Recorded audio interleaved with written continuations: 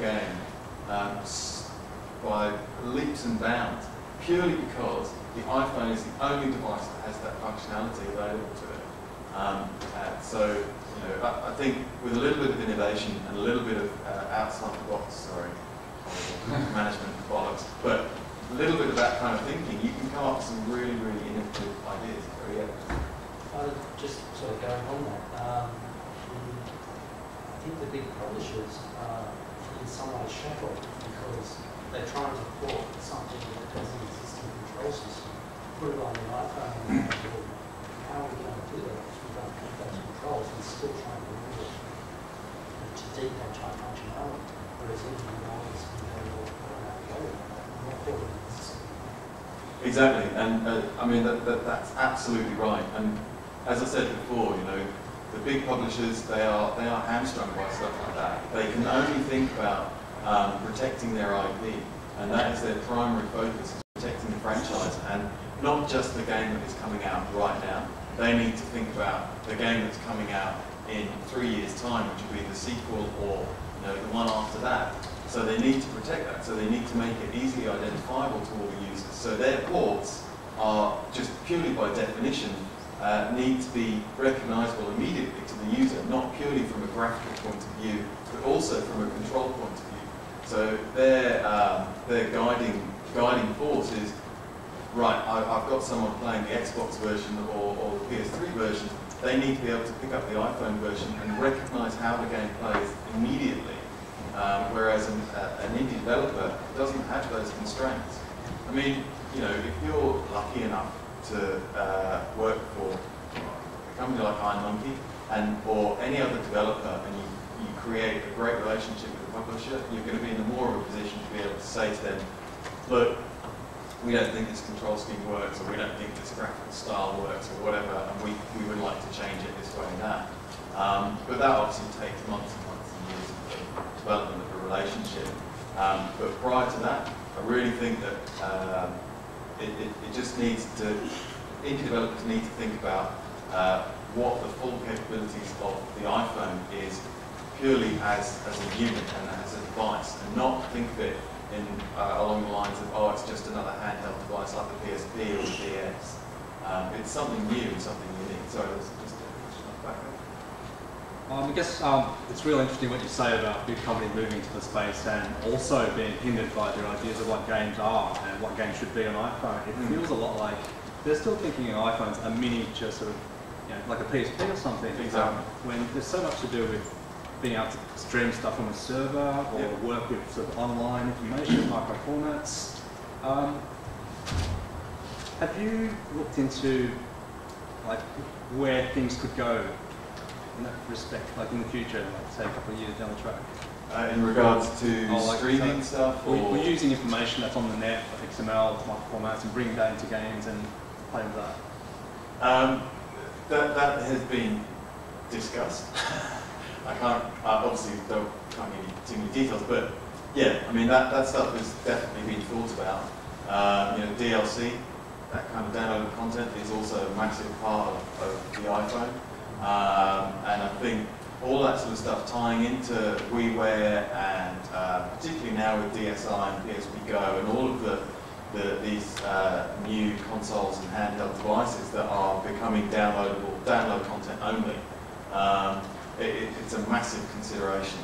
And tying into the internet, obviously the iPhone has 100% connectivity, it's always online. There's loads of considerations with that. I mean, that's a totally new way to go. I mean, you know, you've still got MMOs and all of that sort of stuff, which deal with that kind of thing.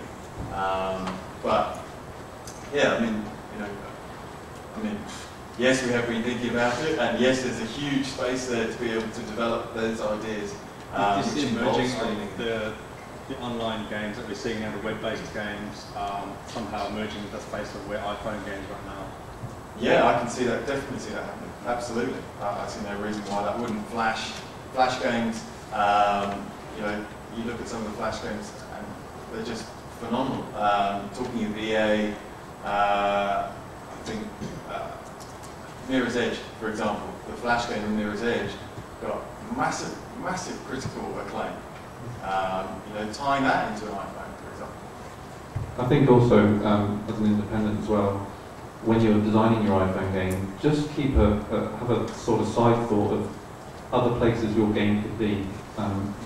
When we developed our silly little game, Fruit Trees, we were trying to think of different ways to sort of make the controls work on other platforms, and we're actually talking to somebody at the moment about doing a Flash version of the game, which, I go to a Flash developer and say, look, we've got all these assets, can you make a quick Flash version of it? We'll give you 50% of the profits of whatever it is, and sort of send that on its way. And it sort of self-perpetuates the brand as well, because more people get to see it. Hopefully it might end up on Facebook or something, or, so just try and sort of think of as many ways as possible to maximise your income. So you kind of discussed that the iPhone market is changing over time, especially for the smaller indie developer, and due to things like market saturation and the big publishers starting to participate in smaller priced games, 12 or 18 months from now, the opportunities that present themselves 12 months ago to today might not be there.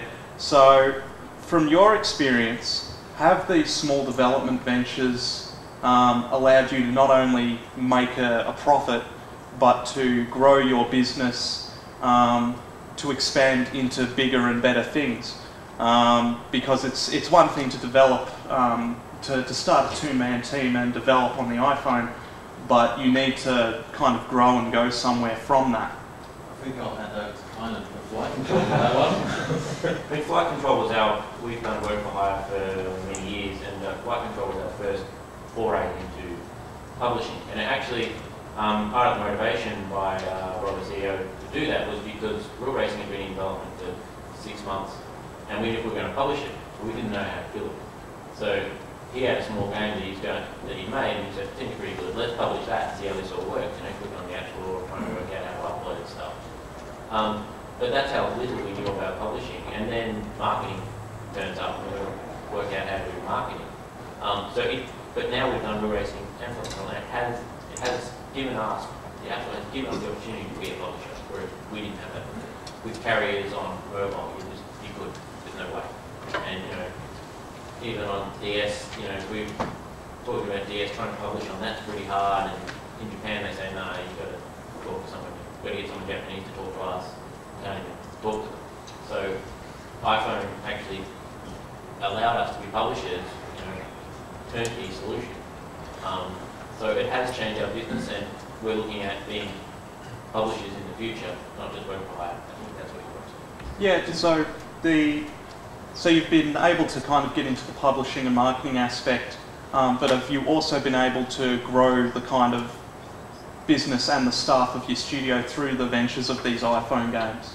It's just at the moment it's just changing our business model. It hasn't actually made us able to grow, because where before we were doing work for hire, now we're getting higher royalties. So it's changed the business model. We're still doing the same number of projects at the moment, but they're our projects. Just out of curiosity, how did you actually market like? The secret sauce. A lot of the marketing was run by our CEO and our office manager, which is Supply. A lot of late nights, Twitter, Facebook, press releases. We hired a PR firm in San Francisco, which helped because they had the people on the ground, kind of GDC going. They got us a lot of news at points of GDC.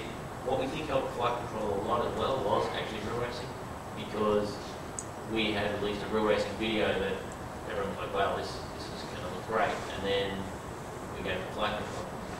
And oh, well, we'll publish some news about Real Racing and Flight Control, and that got us some press. And then, talking about Twitter, the fact that Twitter and Facebook, people were communicating on that, they were posting high scores on Twitter themselves. We've actually automated that now so that it can post to Twitter for them, but word of mouth. I mean, I didn't work on it directly, so I don't have to work. It's a great game, and word of mouth. That people think we've got this magical thing, and we did work hard at communicating about flight control on as many channels as you could get access to.